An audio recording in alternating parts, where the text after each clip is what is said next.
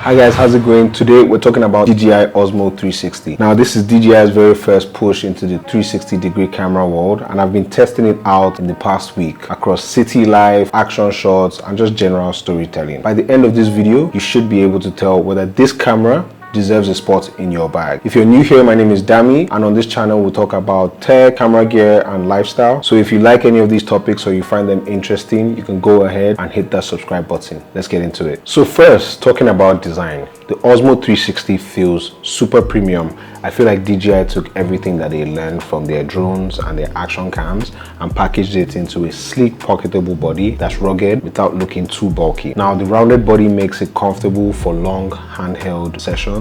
And of course, you get the dual fisheye lenses for the full 360-degree capture. The buttons are tactile, the touchscreen is bright enough for daylight, and it's water resistant, so you can shoot confidently. However, I feel like regardless, you should still use your discretion. Something creators will absolutely love: the 128 gigabytes of built-in storage. Now, everyone has a story of how they somehow at some point forgot their memory cards before a shoot, or they left their memory card in some other device. With the Osmo 360 and its internal storage, this serves as a backup to that kind of risk. And of course, if you need a micro SD card to expand the storage, you can always get that to get more. Where I think the Osmo 360 really shines is its image quality. It is rocking a 1-inch 360-degree sensor, which is great for a camera of its size. I mean, for context, its direct competitor, the Instax 360X5, has a 1/1.28 sensor. But you might be wondering, what does it really mean? How does it 1/1 sensor matter? Well, for starters, it gives you better low light performance, sharper detail, and more natural depth in your footage. For video, you get native 8K at 30 frames per second with 10-bit color and D-Log-M support. So if you like to color grade, you have a lot more room to push your look. So in real world terms, daylight shots are crisp with natural colors. They don't look cartoonish. You know, dynamic range is very strong. The skies don't just blow out. And at night, it's also cleaner, you know, more than most 360 cameras. I mean, this isn't perfect by any degree. It's not gonna be as good as your DSLR, but for this type of camera, it's plenty. And for action shooters, there's also the 4K 120 frames per second boost mode with a 170-degree wide FOV.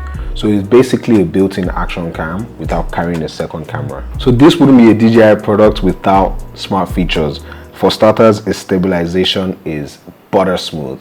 Even when you're running, biking, or vlogging handheld, honestly, you have to experience it to really understand what I'm saying. Like, I wasn't making any real effort to be stable, but it did all the work. And because it's part of the DJI ecosystem, it works seamlessly with the DJI Mic 2 and the DJI Mini for clean audio, which I think a lot of action cameras seem to neglect, that audio. But it also has some compatibility with some other DJI products. For example, the action cam batteries also work here. So 360 cameras live or die by their software, and honestly, DJI for a first attempt has made a really solid one. On the DJI app, you can drag around, reframe, set keyframes, and the app auto smooths transitions, so the pans look really cinematic. There are quick templates for TikTok and Instagram that you can export directly in 16:9, 9:16, or 1:1 without leaving the app. One note though, 8K files are heavy, so you want a solid computer, but overall, this is a smooth pro level 360 editing experience,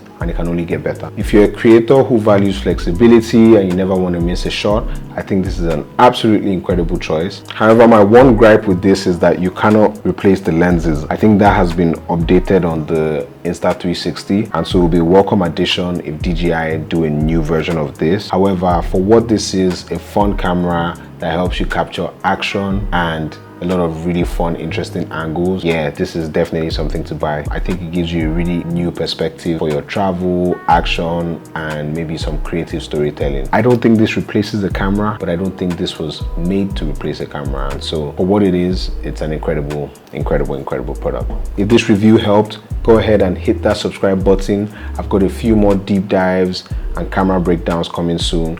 And if you're ready to pick one up, go ahead, check the affiliate links in my description. It helps to support the channel and no extra cost to you. Thank you so much for joining. Peace and love. Till the next time. Peace.